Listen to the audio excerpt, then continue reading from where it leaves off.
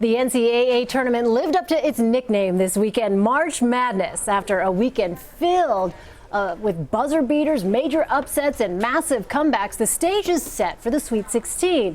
Here to break it all down is CBS Sports college basketball insider Jon Rothstein. Jon, good to see you. Good to see you as well. So let me just ask you about this. Let's talk about this weekend and what, first of all, was more amazing to you, the Wisconsin buzzer beater or the fact that you had Texas A&M scoring 12 points in the last 35 seconds? Well, I just think pound for pound, this might have been the best opening weekend of the NCAA tournament that we've ever seen, and I think Friday night really encapsulated that. Within 150 seconds, we saw Northern Iowa's Paul Jesperson make a bank shot from half court to beat Texas, and then St. Joe's beat Cincinnati 2.5 minutes later by probably the slimmest margin in NCAA tournament history when the referees waved off Octavius Ellis's dunk at the buzzer when his hand was inside the rim when the buzzer went off. So that all happened between 150 seconds on Friday night, and then Sunday I think we saw obviously the Texas A&M comeback and also a tremendous finish by Wisconsin, who was down 3 points with 30 seconds to play. So the NCAA tournament never disappoints, but this year I think that sentiment really is at a different level. Okay, well, let's talk about, though, disappointments, because we were talking off camera. I laid bare my disclosure that I married into a Michigan State family. Yeah, so tough couple of days. We can't talk about that too much, but for you, what is the biggest disappointment you think so far? I think you have to say Michigan State because, pound for pound, America had kind of decided a couple weeks before the brackets came out that this was the consensus favorite to win a national championship. I know the Spartans weren't on a 1 seed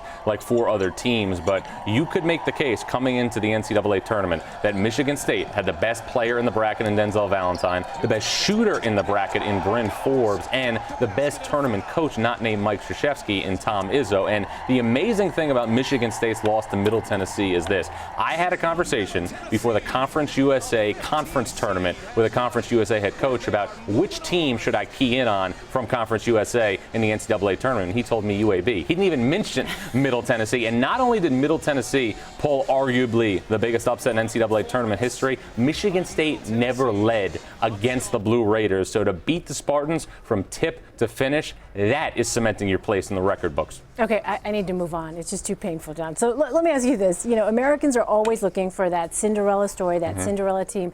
Anything like that on the horizon you're looking at? Well, the Cinderella teams and the double-digit seeds that have advanced to the Sweet 16 this year, Syracuse and Gonzaga, are programs that have strong national brands. Syracuse and Gonzaga were 2 teams who probably a week before Selection Sunday didn't really look very much in the picture to get at-large bids to the NCAA tournament. Gonzaga had to win the West Coast Conference tournament to get an automatic bid to the field, and Syracuse also had to play its way in. Even though they didn't play great in the ACC tournament, they found a way to make it into the bracket. So the teams that have been unlikely to advance are teams that America is very familiar with, and it sets up a fascinating showdown in the Sweet 16. There's not a bad game in the Sweet 16, and that's what makes this week's upcoming games that much more fascinating. All right, let's talk about top seeds. All 4 top seeds remain in the tournament. So when you're looking at that, who has the best shot, you think, to go all the way? North Carolina has the highest ceiling in college basketball, but the Tar Heels don't always play to their capabilities. They're going to need elite guard play to get by Indiana Friday night in South Philadelphia. Joel Berry has been the key for North Carolina. He is going up one of the more unsung presences in college basketball, and Yogi Ferrell has had a terrific season for Indiana this year, but gets swept under the carpet a little bit nationally despite all the accolades and all the production that he's had. And after North Carolina, I would say Kansas. Kansas has won 14 straight games since it lost at Iowa State in late January. So we've talked a lot about parity and teams coming from the periphery this year in college basketball, but right now it looks like 2 of the Blue Bloods, Kansas and North Carolina, cut above the field. All right. Anything can happen, though. Brendan Haywood was here, former Tar Heel. He picked Michigan State all the way. So yeah, exactly. Living dangerously. Brendan Haywood pretty much showed us how to do it. All right, Jon Rothstein, thanks so much. Thanks for having me.